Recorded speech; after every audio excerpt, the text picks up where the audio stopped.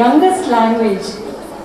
அதனால வந்து அவங்க இன்னமும் அந்த நல்ல வார்த்தைகள் இருக்கு இல்லையா, அதெல்லாம் இன்னும் தொலைக்காமல் இருக்காங்க. தமிழில் வந்து நம்ம இன்னும் கலோக்கியில் நிறைய வார்த்தைகள், ஒரு நல்ல வார்த்தைக்கு வந்து வேற ஒரு ஆல்டர்னேட்டிவ் வார்த்தைகள் நிறைய தமிழ்லையும் தெலுங்குலையும் கண்டுபிடிச்சிட்டோம்.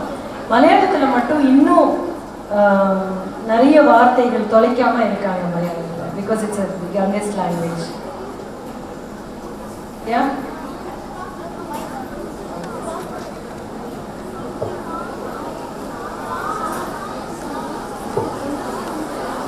Good morning, ma'am. மார்னிங். என் பேர் பல்கீஸ், 3rd year IT. மரபணு மாற்றப்பட்ட அந்த செடி பற்றி சொன்னீங்க. அது இப்போ வந்து விவசாயம் அழிஞ்சிட்டு இருக்கு. அதனால தான் அதை வந்து இங்கே கொண்டு வந்து திணிக்கிறாங்க. அந்த விவசாயம் அழியக்கூடாதுன்னா நம்ம இளைஞர்கள் நாங்கள் என்ன பண்ணணும் அப்படின்னு சொல்லி கொஞ்சம் சொன்னீங்கன்னா நல்லா இருக்கும். ஏன்னா அந்த மரபணு மாற்றப்பட்ட அந்த செடினால ஒரு கத்திரிக்கால கூட விஷம் ஏறி அந்த விஷம் வந்து ஒவ்வொரு நாளைக்கும் ஒவ்வொரு மனிதனுக்கும் 2% உடம்புக்குள்ள போய்கிட்டு இருக்கு அப்படின்னு சொல்லி ஒரு நாளிதழ்ல படிச்சேன். அப்படின்னா ஒவ்வொரு மனுஷனும் தினந்தனும் தன்னை அறியாமையே ஸ்லோ பாய்சன் விஷத்தை உள்ள சாப்பிட்டுட்டு இருக்கான். சாப்பிடக்கூடாது, அதை எப்படி கண்டுபிடிக்கிறது? ஏன்னா எங்களுக்கு தெரியல. நாங்க போய் மார்க்கெட்ல 1 கிலோ வாங்கினோம்னா அதுல எவ்வளவு அளவுக்கு வந்து நீங்க சொன்ன மாதிரி அந்த மரபணு மாற்றப்பட்ட அந்த கத்திரிக்காய் இருக்கும், தக்காளி இருக்கும்னு சொல்லி எங்களுக்கு தெரியல. ஸோ எப்படி அதை கண்டுபிடிக்கிறது, அதுக்கான மாற்று வழிகள் ஏதாவது இருக்கா அப்படின்னு சொல்லி ஒரு நல்ல செய்தி என்ன அப்படின்னா, இன்னுமே அந்த டெக்னாலஜி நம்ம இந்தியாவுக்கு வரலை. கத்திரிக்காவுக்குள்ள கொண்டு வரணும் அப்படின்னு நினைச்சாங்க 2010ல். அது நாடு முழுக்க எழுந்த மிகப்பெரிய போராட்டங்களால, எதிர்ப்புனால அதை வந்து கொண்டு வர முடியல. என்ன சொன்னாங்கன்னா, இது சேஃபானதான்னு தெரிஞ்சதுக்கு அப்புறம் தான் இதை நீங்க வந்து கொண்டு வரணும் மார்க்கெட்டுக்கு அப்படின்னு ஒரு இடத்துக்கு அதை போட்டுட்டாங்க. கடுகுல கொண்டு வரணும்னு இப்போ திரும்ப ட்ரை பண்ணிட்டு இருக்காங்க. அதுவும் பண்ணக்கூடாது அப்படின்னு மிகப்பெரிய குரல் இப்போ எல்லாரும் எழுப்பிக்கிட்டு இருக்கோம். அது ஒரு நல்ல செய்தி. ஸோ அதனால நீங்கள் பயப்பட தேவையில்லை. கத்திரிக்காய்க்குள்ளே வந்துருச்சா, கடுகுக்குள்ளே வந்துருச்சா, இல்லை பாஸ்மதி ரைஸ்குள்ளே கொண்டு வரணும், அரிசி வகையில் கொண்டு வரணும்னு கூட ட்ரை. 52 வகைகளை வந்து அவங்க க்யூவில் வச்சுருக்காங்க to do research. Okay, so இதெல்லாம் கூடாது, ஒரு கடுகு தானே அப்படின்னு விட்டுருவாங்கன்னு நினச்சாங்க. பட் கடுகு ரொம்ப இம்பார்ட்டண்ட் நம்மளுடைய இது ஒன்று. அது ஸோ விவசாயிகளுக்கு எப்படி நம்மளால் உதவ முடியும் அப்படின்னா வந்து முதல்ல இந்த டிபார்ட்மெண்டல் ஸ்டோர்ஸ் இருக்கு இல்லைங்களா, அங்கே போய் வாங்காமல் ஒரு சிறு தொழிலாளிகள் இருக்காங்க இல்லையா, அந்த கூடையில் வச்சுட்டு இல்லைன்னா வண்டியில் கொண்டு வர்றாங்க, அவங்கக்கிட்ட வாங்கணும். டிமானிட்டைசேஷன்னால எவ்வளோ பிரச்சனை நமக்கு இருந்தாலும் கூட நமக்கு கிடைக்கிற அந்த சொற்ப பணத்தில் இல்லை கேஷில் ஒரு 200 ரூபாவோ இல்லை 500 ரூபாவோ இவங்களுக்கு நம்ம கொடுத்தோம்னா அவங்கள நம்ம அழிஞ்சு போக விடாமல் பார்த்துக்கிட்ட மாதிரி இருக்கும். அப்புறம் வந்து இதை பற்றி நீங்கள் வந்து சொல்லணும். ஒரு உங்கள் சுற்றி முற்றி இருக்கிற விவசாயம், நம்ம வந்து எல்லா குடும்பங்கள்லேயும் ஒரு கிளையாவது விவசாயத்தை சார்ந்து இருக்கிற குடும்பம் இருக்கும்.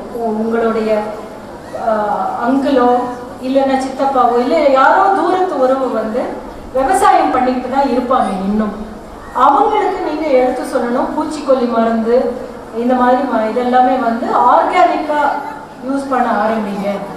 கொஞ்சம் முதல்ல கஷ்டமாக இருக்கும், பட் போக போக வந்து அது நமக்கும் நல்லது, இந்த மண்ணுக்கும் நல்லது அப்படின்னு அவங்களுக்கு எடுத்து சொல்லணும் நீங்கள்.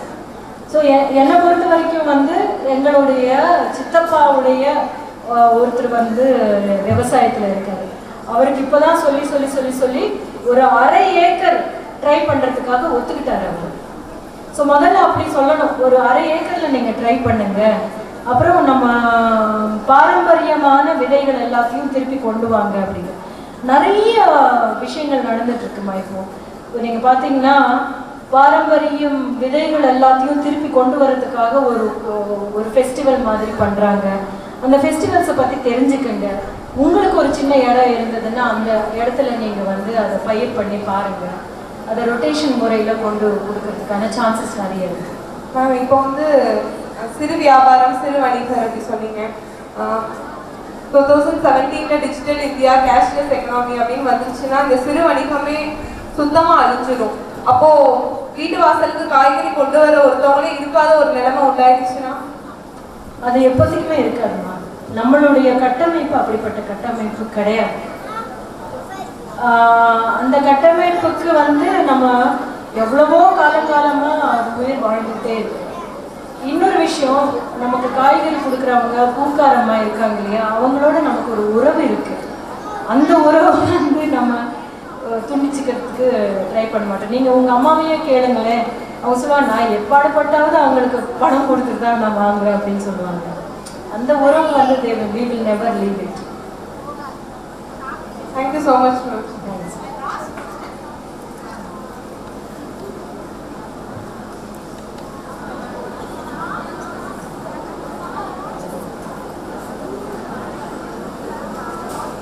Very good morning ma'am.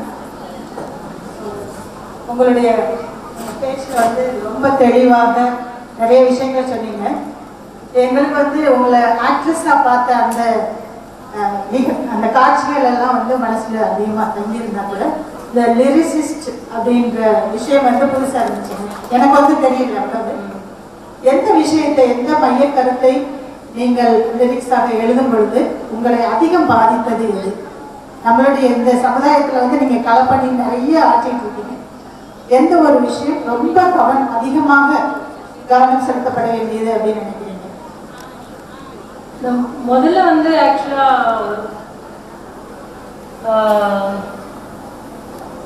வேருக்கு நீர் அப்படின்னு ஒரு புக்கு, அது ராஜம் கிருஷ்ணன் எழுதின ஒரு புக்கு. ராஜம் கிருஷ்ணனுடைய புக்ஸ் தேடி படிங்க, ரொம்ப இன்ட்ரெஸ்டிங்கான, ரொம்ப அவங்க ஒவ்வொரு புக்குக்காகவும் அந்தந்த மக்களோட போய் இருந்து தங்கி இருந்து அந்த வாழ்க்கையை ஃபுல்லாக உள்வாங்கினதுக்கு அப்புறம் தான் அவங்க எழுதியிருக்காங்க.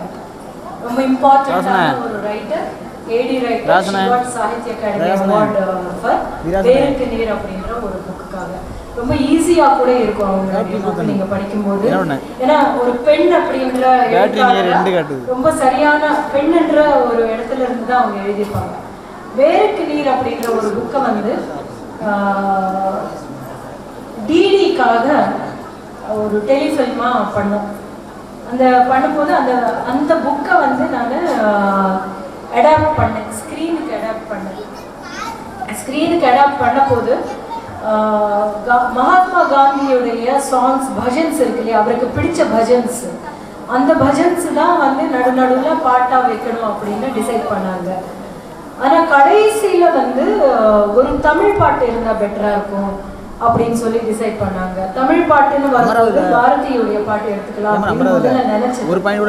இல்ல பாரதி பாட்டு வேண்டாம், இந்த ராஜம் கிருஷ்ணா எழுதியிருந்தாங்கன்னா இந்த கதைக்கு முடிவாக என்ன எழுதியிருப்பாங்க அப்படின்னு நீயே எழுது அப்படின்னு சொல்லி கேட்டாங்க. பட் ஐ ஸ்டில் மாலை பொழுதின் மயக்கத்தில் உயிரேன்னு ஒரு பாட்டு எழுதியிருந்தேன். அதில் எனக்கு ரொம்ப பிடிச்ச ஒரு வரியாக நான் இன்றைக்கும் நினைக்கிறது என்ன அப்படின்னா,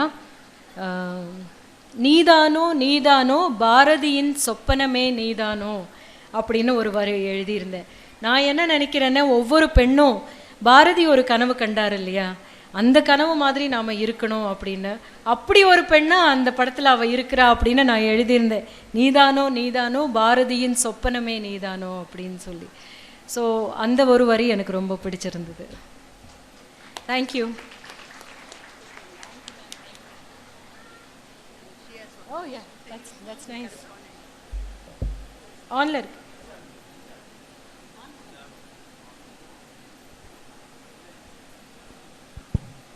Onla. Okay. Now, I'm always against homeschooling. Everybody says I want to do homeschooling. I used to advise against them.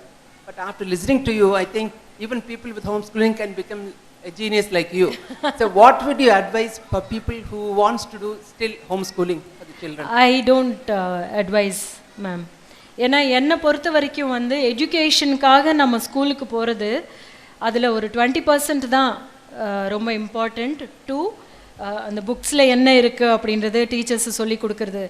அதை மீறி மற்றவங்களோட நம்ம போகிறோம் இல்லையா, எப்படி ஒரு சோஷியலாக நம்ம எப்படி பழகணும், ஒருத்தர் எப்படி ஷேர் பண்ணிக்கணும் அப்படின்றது வளர்கிற வயசில் தெரிஞ்சுக்கிறதுக்கான ஒரு இடமாக தான் ஸ்கூலையும் காலேஜையும் நான் பார்க்குறேன். மற்ற சோஷியல் இன்ட்ராக்ஷன் அப்படின்றது இருக்கு இல்லைங்களா, அந்த interaction is much more important than getting education என்னை பொறுத்த வரைக்கும். அதனால தான் school and college is very important.